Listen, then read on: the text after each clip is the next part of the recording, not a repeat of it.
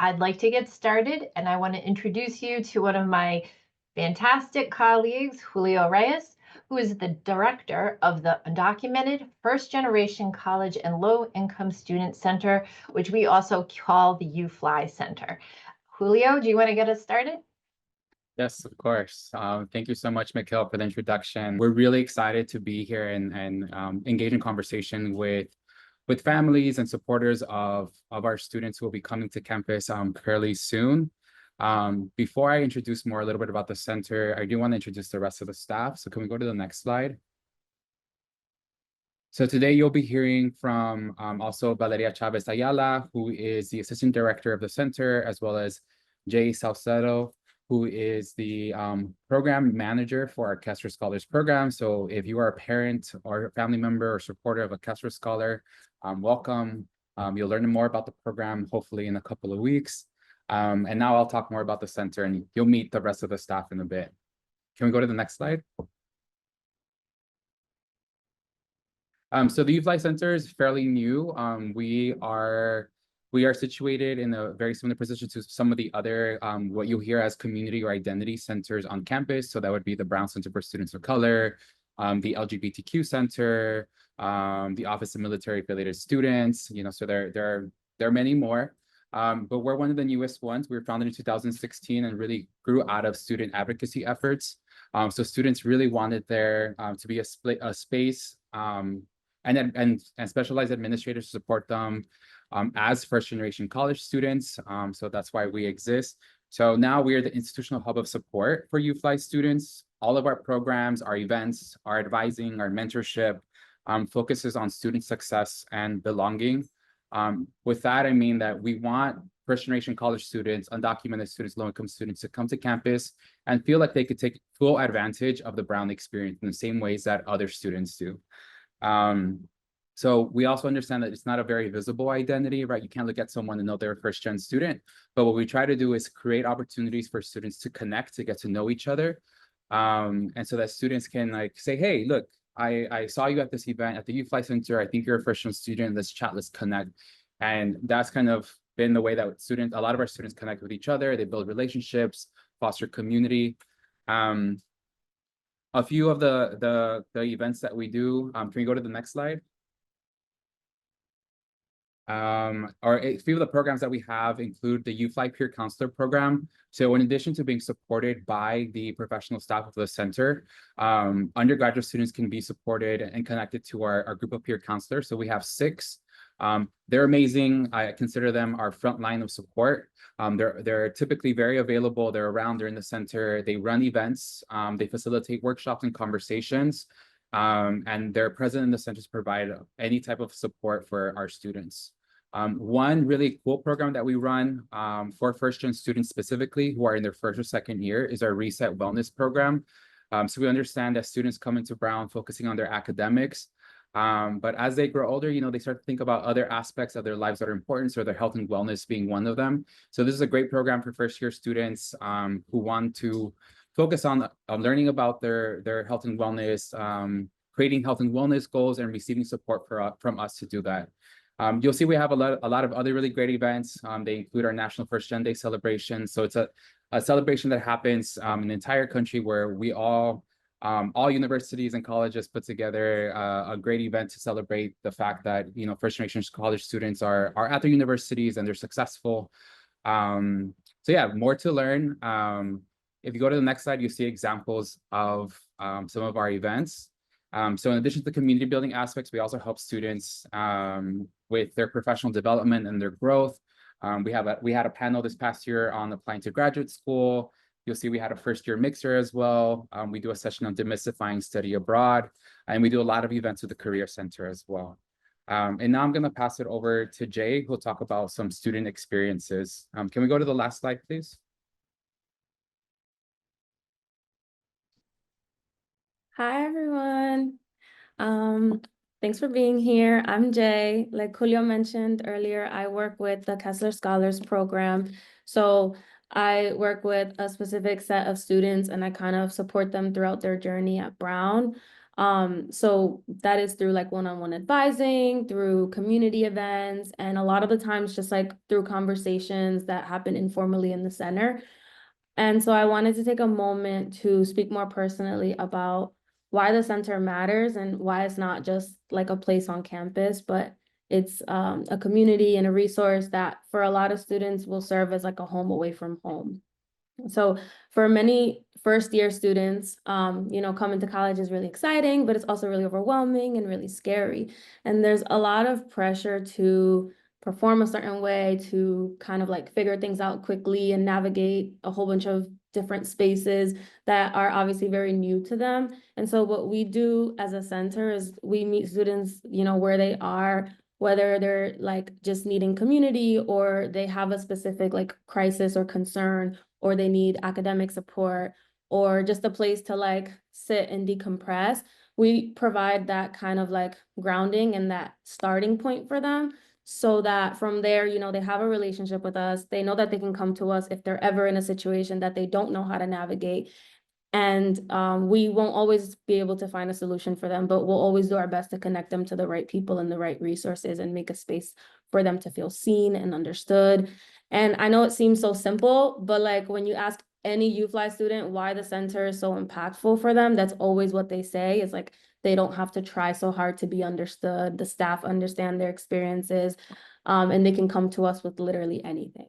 And so I'll say this as someone who gets to work with students closely and see like, their creativity and their leadership, and support them through kind of finding who they are.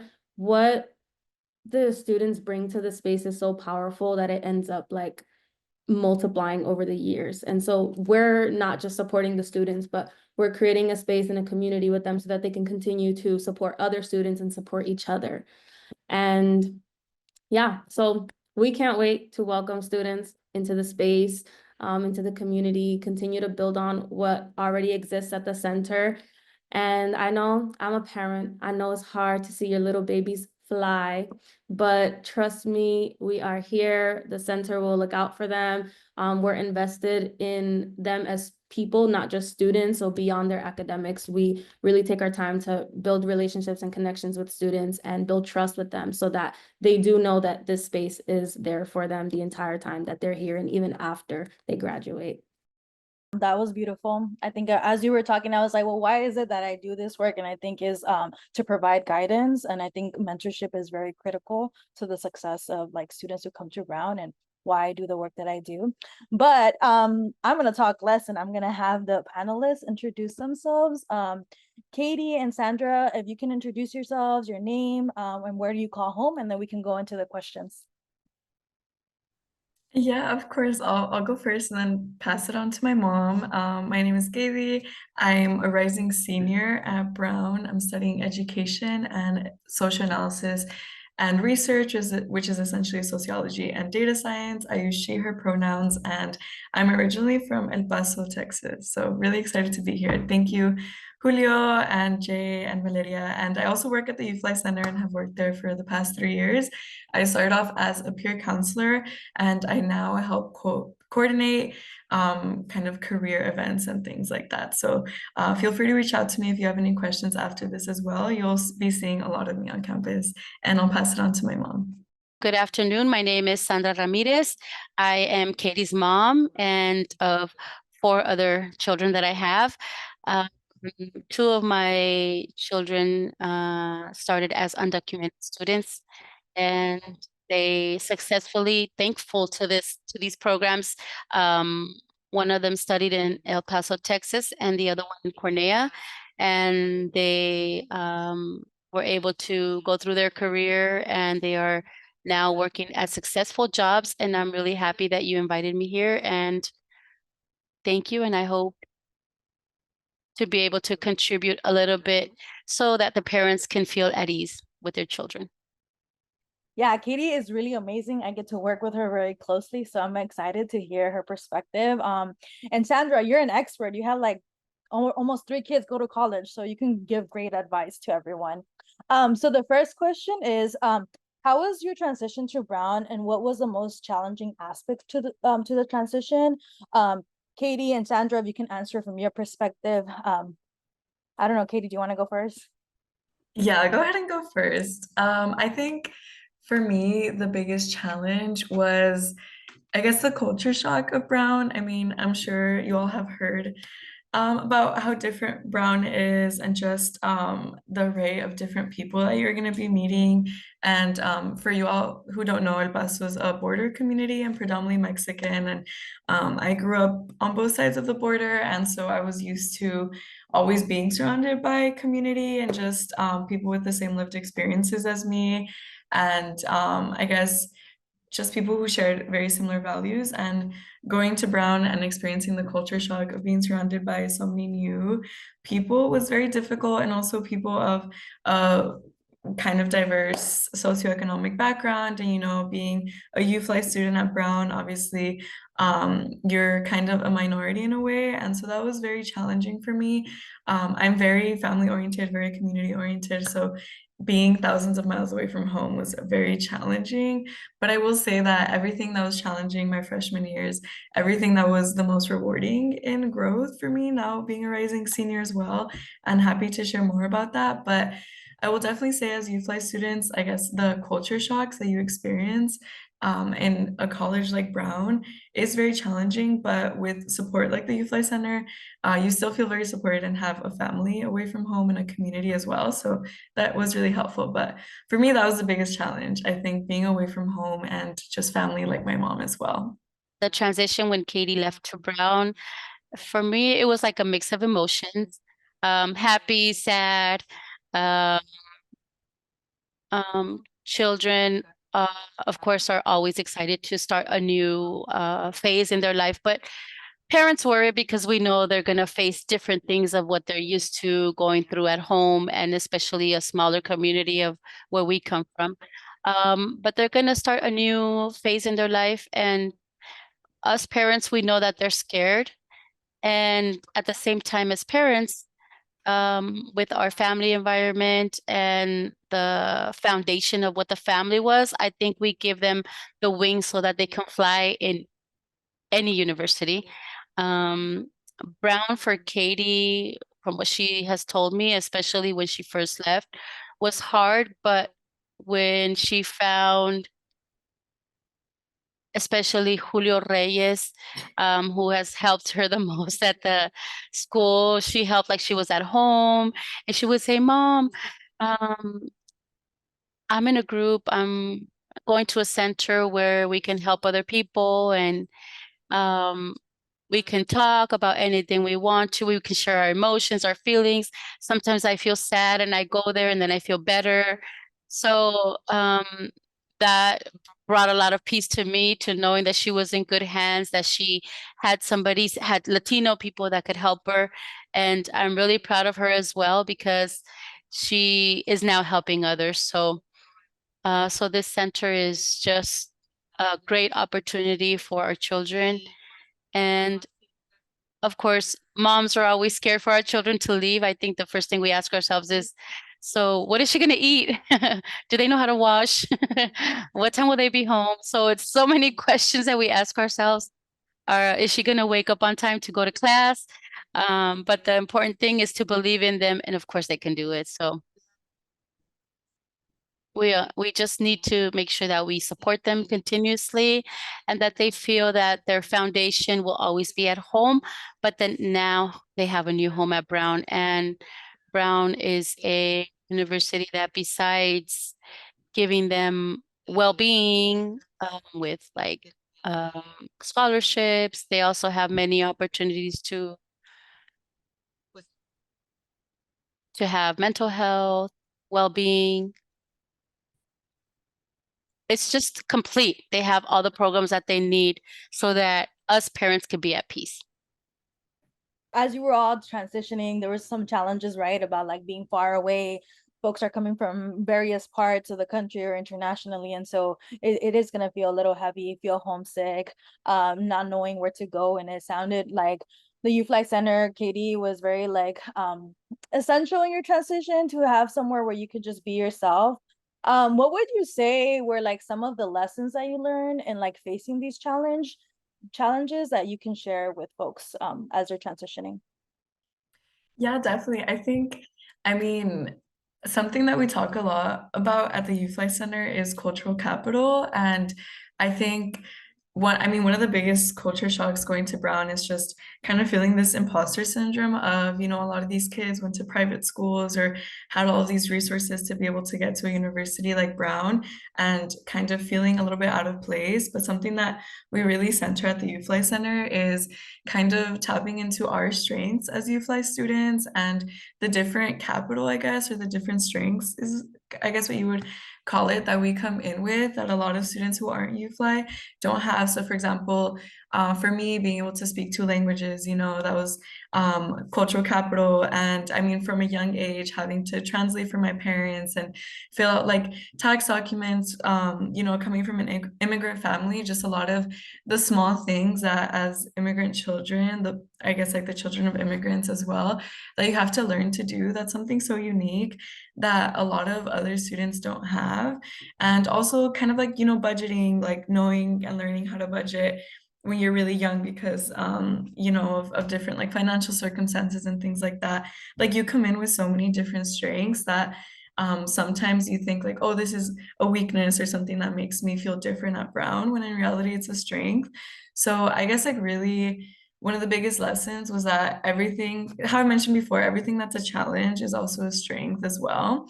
And kind of realizing that I guess wherever I felt kind of insecure or like an imposter or kind of in everything that I was struggled, kind of learning to be curious about that and kind of taking that time for self-reflection and being able to be like, why do I feel this way? And what can I learn from this experience as well? And also, I guess looking back at my 4 years at Brown, the amount of growth that you go through in every single semester. Every semester feels like a whole lifetime, in a good way though, because you just learn so many things and experience so many different people and so many different things.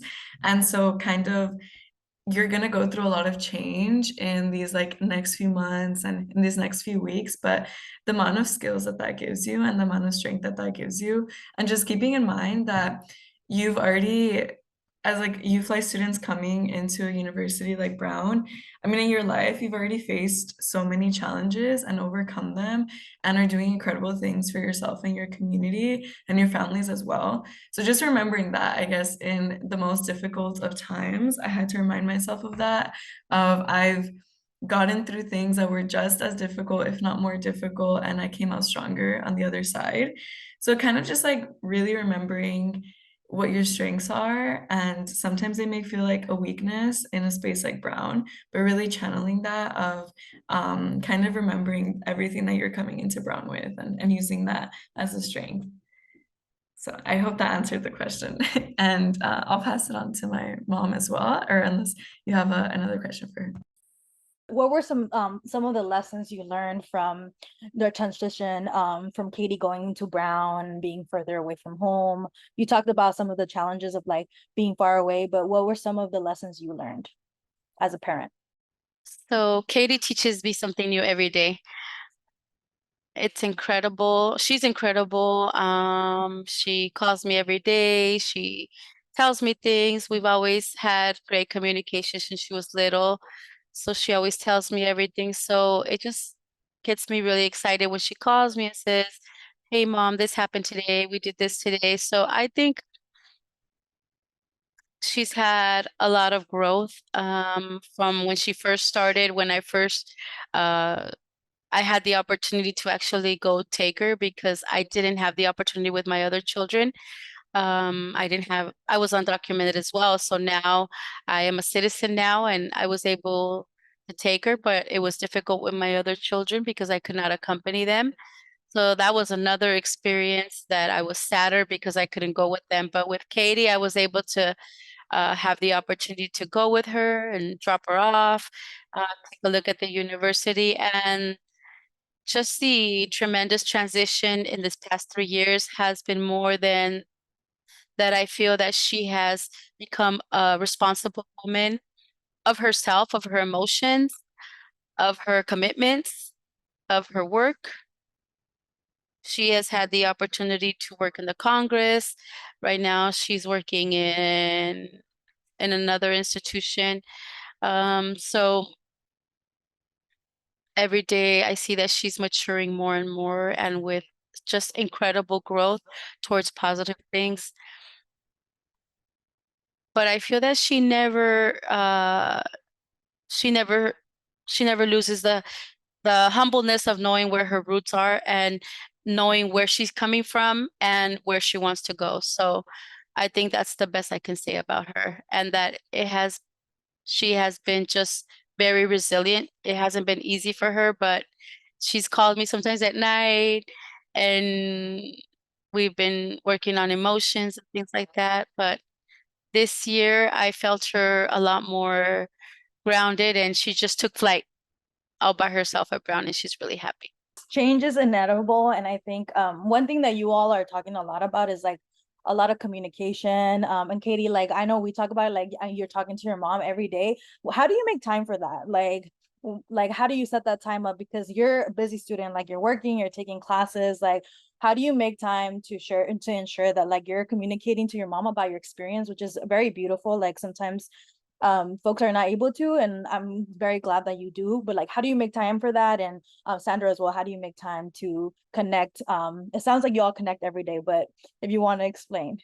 For all you incoming students, Brown is very busy, you know, like your schedules are packed really heavily, and so sometimes it's really hard to make time for yourself and also for your family.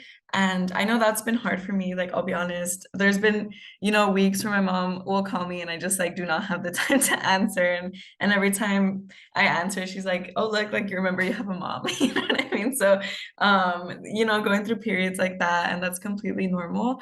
Especially as a freshman, I think I went through this period where in order to like let go of home a little bit, you know, I had to not call less, but like set those boundaries with family as well. And I think just having honest conversations with my mom of there's gonna be days where I can't call you, you know, and there's gonna be days where we can't communicate as much as like maybe she would want to, you know, because obviously as a parent, especially when your child first leaves, like you feel very anxious, you know, about like what they're doing and things like that. So I guess like what parents want for the most part is just reassurance, I guess. And yeah, I think the way that I've made time for that is just making that a part of my self-care routine. I guess for me, and I'm very lucky and very like privileged to have like a very good relationship with my mom. And for me, being able to talk to family and people back home is a form of self-care for me. And also just kind of multitasking as well, you know, when I'm doing laundry, cleaning my room, like I'll call my mom at the same time, you know, or call family back home at the same time.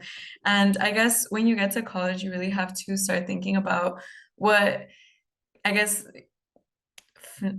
reduces your cup, you know, not fills your cup. But when your cup is really filled with a lot of things, I guess what makes the load of that cup feel like less. And for me, that's calling family and staying connected to community back home. So I would just say, even if you're just brushing your teeth, you know, or whatever that may be, in like the dining hall also, there are a lot of times when college can feel lonely as well. You know, at Brown, you have to walk everywhere and sometimes like eat at the dining halls alone. And during that time, I also take it to, you know, call family back home if I have the opportunity to. But also, I know some friends only call their family like once a week, but it's like a long call. But for me and my mom, we usually only talk for like 2 minutes, you know, or like a very short amount of time, and just being like, how was your day? Like, it was good. Like, I'm okay. Or if I'm struggling with something, like this is what I'm struggling with, you know, and like that's it and stuff. And that's also how we manage it, you know, since I don't have a lot of time, kind of just like checking in. But I know with my other brother who like also went to college a few years ago, he would send my mom just like an emoji to like just let her know that he was alive. So if it was snowing, he would like send a snowman emoji, you know, things like that. And my mom would know that he was alive and that he was okay. And that's because my brother is like very different than me, you know, and struggles with like calling people and things like that. So also figuring out with your parents what type of communication works, you know, it doesn't always have to be a phone call. It doesn't have to be a FaceTime or whatever. Even with like my best friends from back home, like we send letters to each other there, you know, so it can be as simple as an emoji, as simple as a voice message while you're walking to class, or like a 1-minute phone call. So I guess going to college, you kind of learn that communication means a lot more different things when you're not able to see people every single day, like you're used to when you live at home or when you're in closer proximity to family. So just redefining what communication looks like for you and what works best for you. And yeah, just being curious about that as well. So sometimes when we have a saying in Spanish is when you want to, you get things done. So when we really want to do things, like Katie said, communication doesn't have to be making a phone call every day, but just any message, any emoji. When we have time, we talk maybe even half an hour. When we have time, maybe we do a video call. When we don't have time, it's just hi and bye. Hey, I'm really busy. Can we call tomorrow? Or I have an exam tomorrow and I respect that and we don't talk. I just send her a quick message. I wish you luck. I just think that the best thing is that they feel that we are there, that they know that we're there whenever they need us or that they decide to contact us. I tell her, whenever you need me, call me. My phone is always on, open, even at night. So my volume is always on, even at night. If you ever, I don't know if you're ever scared at night when you're walking, I will be on the phone with you until you get home. I think just as long as they know that they have that backup with their mom, with their family, so that it can be okay emotionally and just fully develop. I think that when we're okay and complete emotionally, then we can fully develop in everything else and all of our projects. So I work as well. I'm a kindergarten teacher, so I come out of school and I keep working because I have to prepare for next day. So sometimes I tell her, oh, you know what, I'm really busy, or I have a class and we limit our calls. But just the communication is always there, and it's really important with our children, especially that they know that we're there. Open communication is key. I think one thing that you all said is like we have to manage boundaries, right? In terms of schedules on both ends. And some weeks it will look different. And so maybe having that conversation for those parents that are here, like with your child, like what is the best thing, right? Maybe at the beginning of the semester, a lot of more calls. Maybe during midterm season, it's not going to happen as much. And so really setting expectations for like what is going to happen as like this, everybody's going through a new transition. Could I add something really quickly as well? Yeah, of course. Okay. Also, I wanted to add for like parents and also for students listening in to, I mean, the first few weeks at Brown, you're meeting so many people and you're really trying to make friends, you know, and experience new things. And I think for students, like, don't feel guilty about not being able to call home as much as maybe you would want to. And for parents, I think giving your kids a little bit of grace when they first go into college, you know, because you're the first few weeks you're honestly like scrambling to like make friends and just like learning how to survive on your own, and your social battery can die out really quick. And so while you're figuring that out, like I think for parents it's important to give your kids space for that. And also as like U-Fly students, a lot of us are very connected to our families and like our communities and stuff, and feel that guilt of being at an institution like Brown for first of all, and also for not being able to call as much as we would want to or be at home as much as we would want to. So just like not feeling guilty if in the first few weeks you're not able to call home, or even the first few months of first semester, if you're not able to stay in touch as much as you would like to, that's very normal. And giving yourself grace for that, and also for parents, like giving grace and space for that as well, because it really helps to be able to transition to college and kind of obviously have that support system and support network, but also giving yourself the space to adjust to new things is really important. What advice would you give incoming parents, guardians, as they support their children through this new journey? Overall, I think I answered this a little bit, but giving your kids grace, a lot of grace, you know, and space to grow, I think that's really important. I mean, obviously every parenting style is very different, you know, and I don't know each of you all, but I think kind of, I don't know, I think this is a little bit like metaphorical, but obviously your kids are expanding their wings right now, you know, and kind of letting them do that and giving them the space to do that, and also having like trust you know, in your children as well, I think is a big thing. And that's really hard. As a parent, I know my mom probably struggled with that, you know, like having trust in your kids and in what they're doing so far away, but just giving space for that is really important. And also, like my mom said, I think that's been really influential to my transition at Brown, just kind of knowing that I have a support system back home is really important. And so just trying to support in any way that you can. And I know sometimes, at least for me, you know, obviously being a first gen student, it's really hard to translate a lot of things that I'm learning at Brown, you know, like talking about choosing classes and kind of navigating Brown as a whole. And sometimes there's that gap where I think I don't really know how to translate that to like my mom or like my family back home and stuff who like have never been in these spaces and stuff. So also kind of giving, I don't know, being as curious as you can as like a parent and stuff, but and also as a child kind of holding space for that and just giving each other grace as you learn how to kind of communicate through new topics and new things as well. So overall, like, yeah, just being curious to like the best of your ability for parents and stuff. I know, I mean, when I talk about like when I talked about registering for classes with my mom, it was kind of like, you know, like what is that or like what, you know what I mean? So there's a lot of things that kind of are lost in translation, but just kind of giving your kids the space to be able to kind of vent if they need to or supporting them if they need to.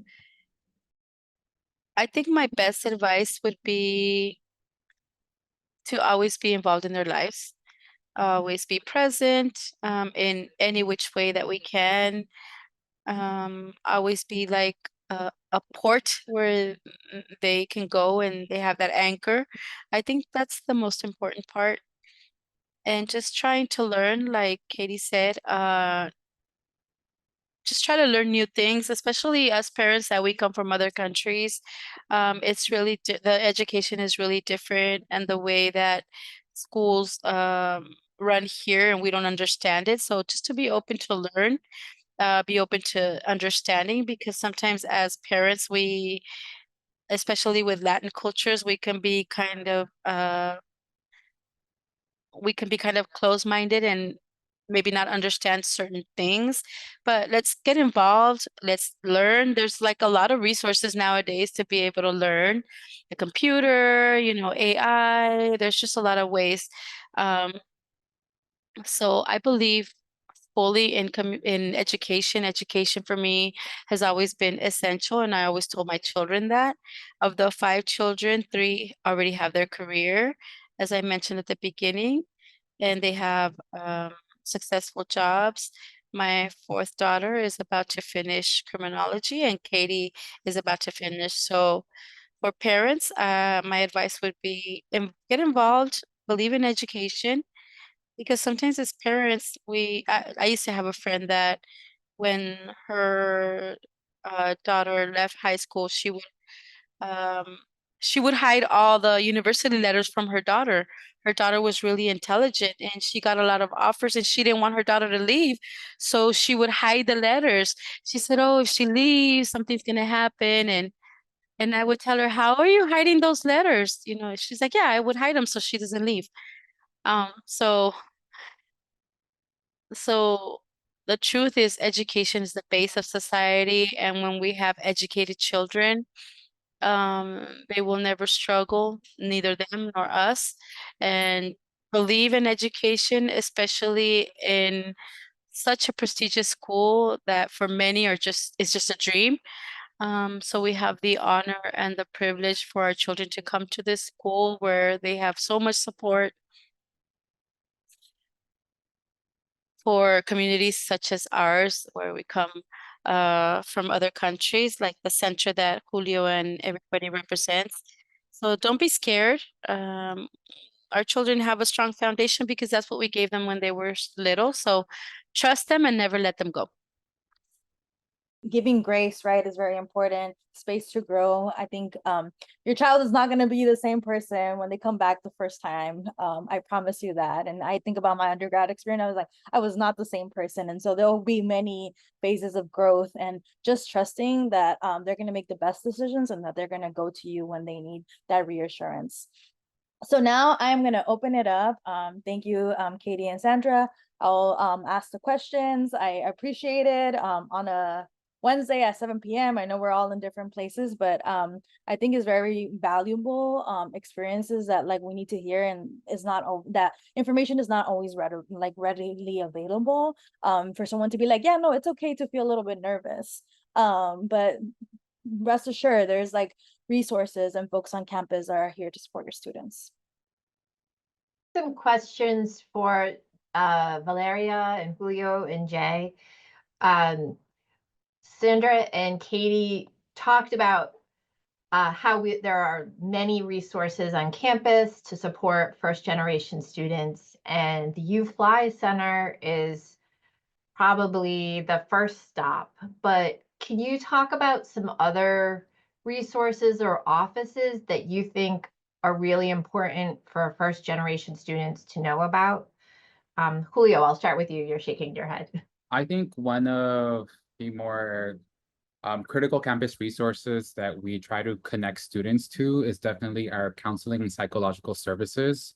So that would be kind of the therapist on campus that's provided support around mental health to students. I think very often for first-gen students that we're supporting, mental health can feel very stigmatized.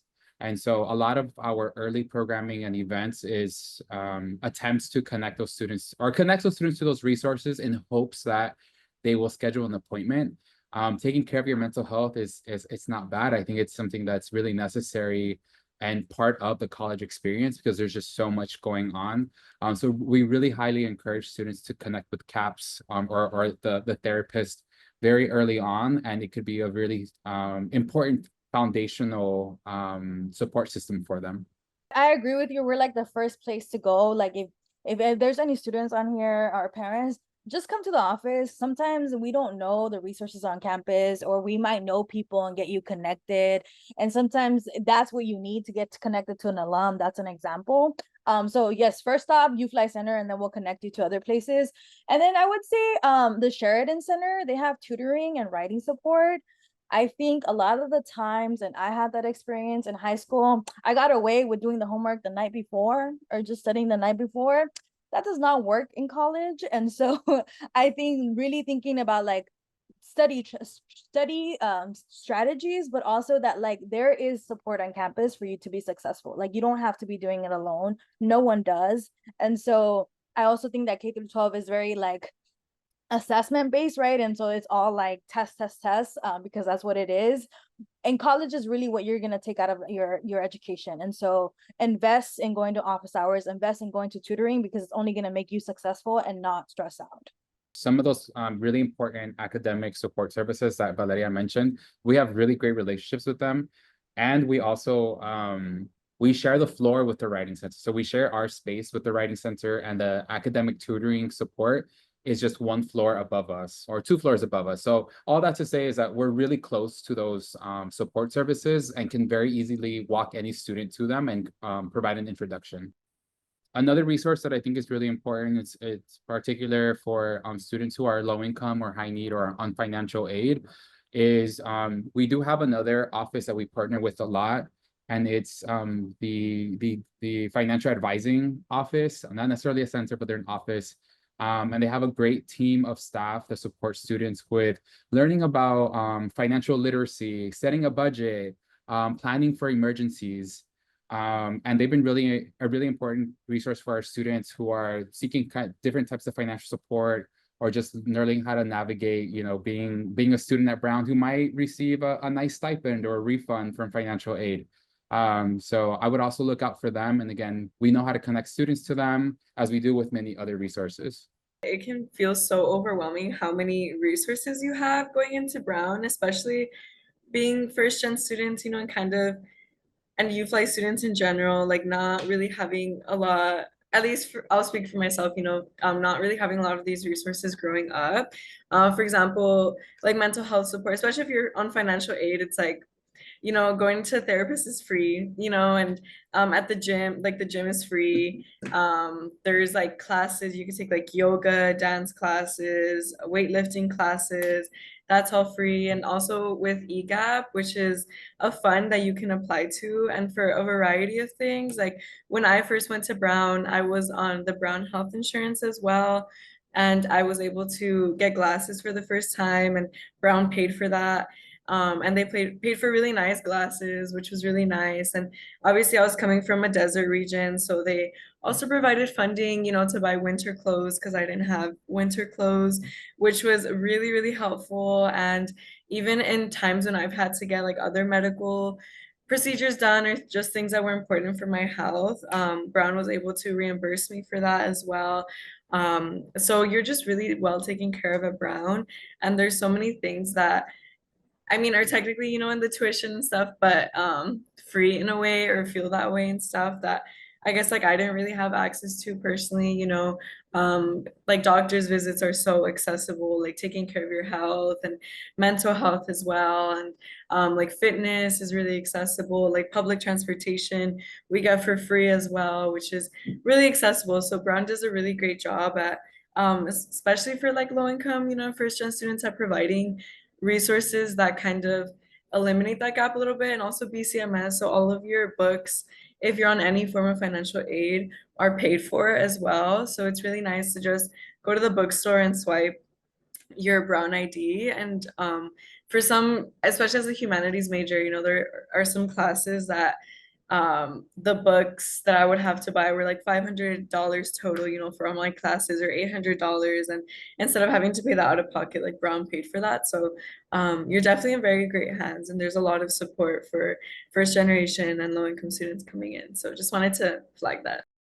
I have Jay on the phone. She really wanted to share, so I'm gonna. Oh, great. Okay.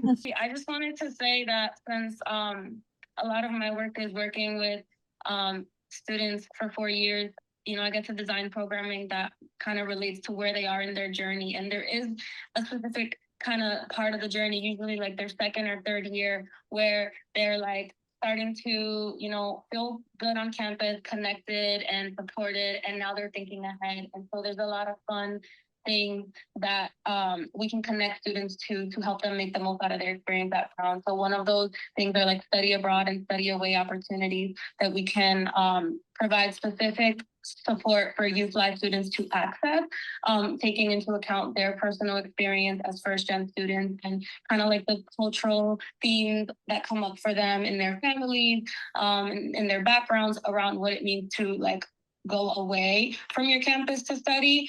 And then also the Fuera Center, which is another cool resource on campus to support students with their off-campus engagement. Right, students will be on campus for 4 years in for a lot of students, a new city. So it's like, what kind of relationship do you want to have to the city that you're studying in, and to the people in that city, and what mark do you want to leave, or what work do you want to do to support the communities around you. So those are 2 cool resources that we connect students with, and specifically focus on the youth life experience and how that might implicate or affect how they usually will like engage in those types of activities.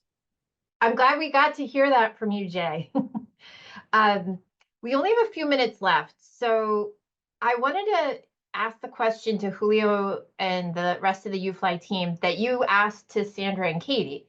What is your what's your advice to incoming parents to support their student? What's your number one piece of advice that we can leave them with today? Valeria, do you want to go first? I didn't have like a traditional, like where my parent was supporting me, like she was not very involved. And so I would say, if like you are a parent or guardian, is just be curious about their experience, ask questions. Sometimes they might not think like they're wanting to share, but sometimes just asking the question like, so how's classes? And even if you don't understand, staying curious, I think it's helpful, and reassures them that like they're taking the a pathway, and sometimes they don't know, and sometimes they're confused, and sometimes they're like all these expectations. So staying curious and asking questions. Thanks. Julio? Yeah, I'm thinking, and I'm trying to think back to my experience at Brown and kind of my mom's level of involvement. And I think there was just so much that she didn't know and she didn't understand about my time at Brown. Because she didn't go to college, she never really experienced this type of like transition herself. So I'm thinking about, again, curiosity as well, but I'm thinking also about the amount of pressure that sometimes first-gen and low-income students might feel for their families. And this is more, I think, something just to be mindful of, is that sometimes their students come and they feel so much pressure to be the one to help their families, like, out of their current situation, or to be the one to get this new fancy job, and then to be able to support and give back to their families. So I think as best as possible, trying to be mindful of that pressure that can come from a family, from a parent, and that sometimes the students are trying really hard to like not only live out their dreams, but to live out their parent and family's dreams. So again, I think it goes back to what Katie was saying about, giving yourself grace as a parent, but also giving your child grace and the space to grow. I came into Brown thinking I was going to do biomedical engineering many years ago. I ended up studying sociology, and now I work in education. And I think that was because my mom allowed me to just explore and to like do what I wanted to do, and to move away from science to social sciences. I also did some art classes. I learned a new language. I studied abroad. And I think if my mom hadn't like kind of taken a step back and just allowed me to do that, I wouldn't be at the place I'm at now. Oh, that's so great, Julio. I see Katie nodding your head. Do you have any thoughts listening to that? Yeah, 100%. I definitely agree with that. I think Brown is very unique in that your path changes so much. I also came into Brown wanting to do environmental science, and now I want to do a PhD, in like migration studies, things, which is a completely different path. And similarly, I think that's because curiosity with like my mom specifically never meant like, why aren't you, like studying medicine or studying law or certain things, and giving me the ability to do that. But also there is a lot of guilt that you feel about, well, I have this opportunity, so I have to study CS and I have to study law or like engineering. And I definitely felt that. I mean, I've been in Julio and Valeria and Jay's office so many times being like, maybe I'll do economics, maybe I'll do, all these crazy things I wasn't interested in, just out of kind of this guilt that I felt and this like pressure to do more and to do different. But I think kind of remaining true to yourself and allowing your children to remain true to themselves is really important, and really makes all the difference at Brown, and having a successful and enjoyable time at Brown is really staying true to yourself and your interests, and as like a parent allowing your child to do that, because that's really where you end up in a path that's like successful, and rewarding to you. So Thank you. Sandra, was that difficult for you? Those changes that Katie went through with her, what she was studying? Yeah, when Katie was little, she was like maybe 6 years old. Um, she always argued at school. Um, she always argued her point, gave her opinion, and I would tell her, "You're gonna be a lawyer," because she loved. So I think I kind of planted that in her since she was little, because you argue about everything, because she would defend herself, and she would always um defend her point. So when she left, she was in a program where um she could explore every university, and she had that privilege, and she knew that Brown was the school that she wanted. So she said, "That's cool. If I want to switch to something else, I'm going to be able to do it." And I told her, "Great, if that's the one you think is going to help you," because for them, it's a really hard road to know what they want to do. Even for us as adults, it's hard. Sometimes we study one thing and then we do another thing.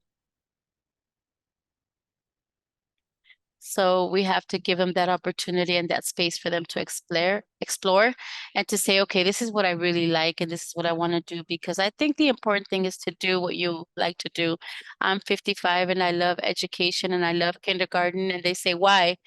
Because I love doing that. So it's important for our children, for them to love what they want to do and That give them is- the opportunity to explore. That is, I think, a perfect sentence to say goodnight to everyone, because that's so true, and that's really the way Brown University works. So thank you so much, Sandra and Katie. It was great having you with us on this webinar. I'm going to put a survey link into the chat for everyone. If you want to fill out this survey, it will help us to continue to bring you programming and hear your feedback. And then I want to thank Valeria, Jay, and Julio. Thank you so much for participating in this webinar, and thank you to the audience for joining us tonight. If there's anything you need afterward, you can reach out to the folks at the UFly Center or to me at family@brown.edu. But for tonight, we'll say good evening, good night, and we will see you soon.